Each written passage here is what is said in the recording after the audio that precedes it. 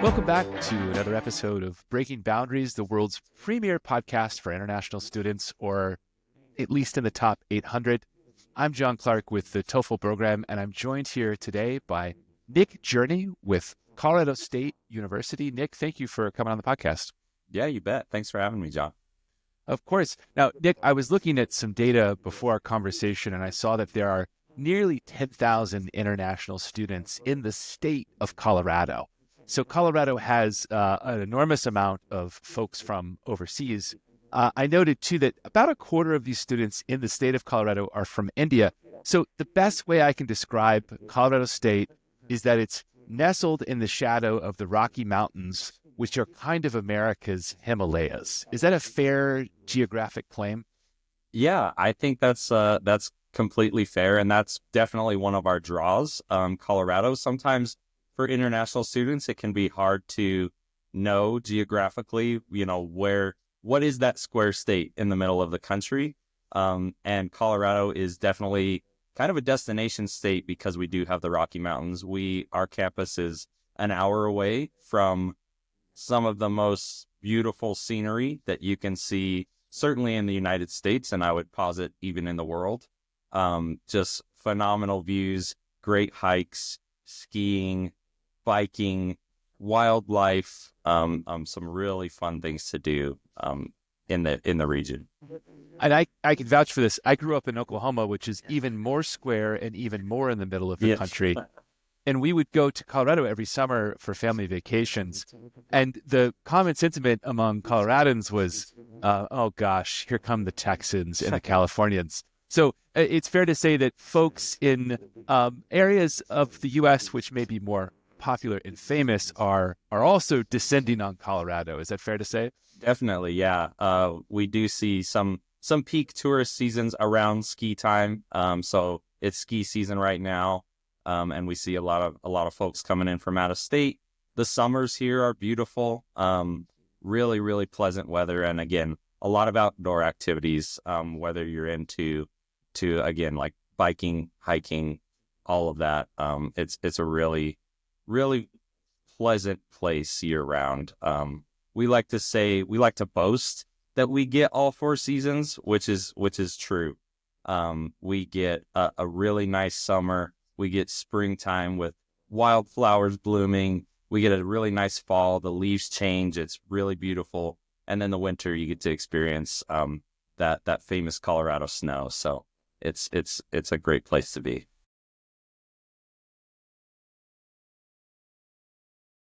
Now, let's dive in a little bit more to the university itself. Colorado State is a very large public university, and it's been growing over the past few decades as more Americans go to Colorado. So I'm an international student. I arrive on campus. What types of support services are available for students from overseas? Certainly, that's a great question. I'll start by making a plug for my own office. So it kind of starts before international students even arrive on campus. We are the International Enrollment Center, so we're dedicated solely to helping students through the application process, helping them submit their materials, helping them get their I-20 document. All of that happens within the walls that I'm sitting in right now. So a very supportive office from the start. Once you arrive on campus, the Office of International Programs, specifically International Student and Scholar Services team, is here to help students from the point of orientation through graduation and beyond. So students have access to programming, so events to help them integrate with the campus community, the culture, the United States, immigration advising on call all the time to help with those visas. You have, dedicated tutoring support on campus. You have an on-campus health network that is phenomenal. So access to health services, whether that's physical health, mental health, a really robust safety resources. So campus safe walks. If a student doesn't necessarily want to walk late at night from the library, they're studying late, they want to go back to their dorm, it's late, they don't feel comfortable, call Campus Safe Walk. Somebody will meet you at the library and walk with you to your dorm. So again, these are just a tip of the iceberg of the services and support that are here on campus. And it's what makes CSU great. We like to say Rams take care of Rams. We are the Colorado State University Rams. So we really take care of one another here at CSU, and international students will have no shortage of support. I appreciate the distinction because in nature, the picture I have of rams is that of butting heads. So That's right. these are domesticated rams. These are very friendly rams. In fact, we have a living ram on campus who makes frequent appearances. His name is Cam the Ram. He makes frequent appearances at campus events, sporting events, those kinds of things. So students can even take a picture with the friendliest ram that they'll ever meet. It dawns on me this may be unique to the American college sports culture, but I love this. Yes, you can beat the ram. Now, going back to the beginning of the process, since you're an admissions expert, I'd like to drill down a little bit further on this, on admissions. Do you have any advice for international students with respect to what Colorado State is looking for in an applicant? Yeah, definitely. So we really try to make it as easy as possible to apply to Colorado State University. We're a public land grant institution. What that means is we're committed to access. Our university was founded in 1852, I believe. So we've been around for a really long time. We're the state's land grant institution. So we want as many students as possible to have access to a high quality education. For international students, what that means, we want to see that you have, you've graduated a secondary school, so your high school, or you're in progress of obtaining that certification. Or if you're a master's student, we want to see that you've completed a bachelor's degree or the equivalent. And we want to see that you were successful in that program, right? We want to make sure, we like to say a 3.0 GPA equivalent, and our team will help convert that GPA if necessary. So if your school grading system's a little different, we can help convert it into a US GPA.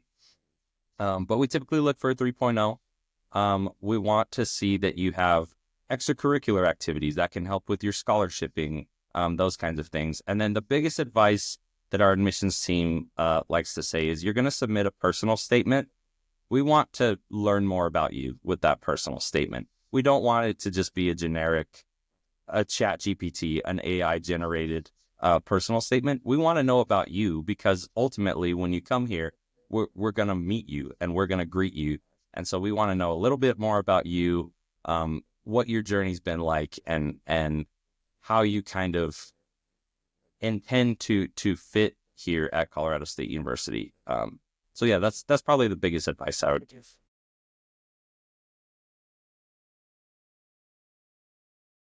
Yeah, let's go back to the personal statement. Yeah. Do you find people going too narrow into their academic work and not enough on aspirations, things that happen outside the classroom? I think so, yeah. We don't necessarily want to read a resume of your past, coursework or a particular class or narrow like that. We do want to get a fuller picture of the student. So we want to get a fuller picture of what your aspirations are. What are your goals after graduation? What drew you to apply to Colorado State University in the first place? Was it the academics, or was it you saw a picture of campus and it feels like a place that you could call home? We just want a broader picture of who the student is as an individual, rather than just the things that they've accomplished to this point. I love it. That's sound advice. Now, pulling back big picture, are there particular countries from which Colorado State tends to attract more applicants and students, or is it spread pretty wide internationally? We do have a very, very diverse population of international students. So we have 108 countries represented on campus, which is phenomenal. I would say we do see a lot of students coming from India and South Asia. So India, Nepal, Bangladesh are highly represented on campus. We also have a strong presence from the Middle East. So Saudi Arabia and Kuwait are some of our top sending countries as well, which makes for a very fun and dynamic campus culture. All of those populations also have student organizations here on campus. So there's an Indian student association, there's a Saudi student association. So students from those countries are finding community here at CSU and supporting one another along the way. We're also seeing growth in some countries that are new and exciting. So the Bahamas, we have an exciting partnership with the Ministry of Education in the Bahamas, and we're seeing more Bahamian students matriculate to CSU, which is great. We still have a number of students from China, and we're seeing that kind of rebound as well, which is nice. So yeah, a very diverse population here at CSU, which again enhances our campus community and our culture. I imagine, and is it fair to say that the Fort Collins dining scene reflects this diversity? If I'm looking for food from around the world, can I find it in Fort Collins, or is it all just Burger King and Arby's? No, you can certainly find some very unique and local cuisines in Fort Collins. I want to say we have, at one point, Fort Collins had like the most restaurants per capita in the U.S. or something along those lines. So there's a very diverse dining scene here as well. And yeah, whether you're looking for Ethiopian, there's an Ethiopian restaurant right across from our office here on campus. There's Indian food. There's great Mexican food. Yeah, there's a lot to choose from around town. Oh, this is making me hungry. I can vouch for the food scene in Colorado. It is intense. I think it's driven by, the winter. You get hungrier, you want to be indoors, and it fosters a thriving food scene. That's right. You mentioned there's an Ethiopian restaurant on campus. Moving beyond restaurants, let's say you've had a stressful day. You want someplace to get away, quiet moment to study. Do you have a favorite spot on campus to unwind? Yeah. When the weather's nice, which is pretty often, like we mentioned, there's a place kind of central campus. It's called the Oval. And what it is, it's the old campus quad, and it's surrounded by some pretty majestic trees. It lines the entire Oval. There's academic buildings all around it, but it's basically a big open space that actually has Wi-Fi. So it's a big green space with Wi-Fi. So students will go post up under a tree, study, people watch, throw a Frisbee around, something like that. It's a really, really great place, and it's kind of iconic to our campus. Everybody knows the Oval. But aside from that, yeah, the library is a really great resource as well. It's a great place for students to go and study and prepare for finals. There's more than just books in there. There are 3D printers. There are iPads. There's obviously computer lab. There's a lot of resources in the library as well. Other than that, you can swing by the Laurie Student Center on campus, which has kind of its own little food court and really great scenery. So you go on the backside of the Laurie Student Center and you can see the foothills. So the beautiful Rocky Mountains right here from campus. So if I were feeling particularly ambitious on a Saturday, I could theoretically 3D print a Frisbee, take it to the Oval, and throw it around with some friends. All of that is possible. With a student ID, it's all possible. I'm submitting my application tomorrow. Yeah. Nick, one last question for you. You mentioned the Bahamas. One of my favorite athletes is a guy named Buddy Hield, who played at a university close to where I grew up, and now I believe plays for the Warriors. But he's one of the most prominent Bahamian athletes in the U.S. He's a basketball player. You started your career as a sports reporter, and I know that the state of Colorado takes sports really seriously. So for a student who wants some exposure to the wacky world of an American sports, they've got a Saturday or a Sunday with some free time. What's the premier sporting event to attend in Colorado? That's a great question. Well, I'll start out by making a pitch for our own CSU Rams. Our football team did make it to a bowl game this year. So NCAA football Division I, so that's the highest level of collegiate sports. We have 16 Division I teams here on campus, including American football. Those games are a blast. Our stadium is on campus, so it makes for a really lively atmosphere for students. international students looking for kind of that traditional U.S. college experience, go to a football game on campus. It's a ton of fun. Aside from that, sticking with American football, we have my beloved Denver Broncos. They're, again, an hour away in Denver. There's a bus that'll take you straight from campus to the stadium, actually. It's a really great deal.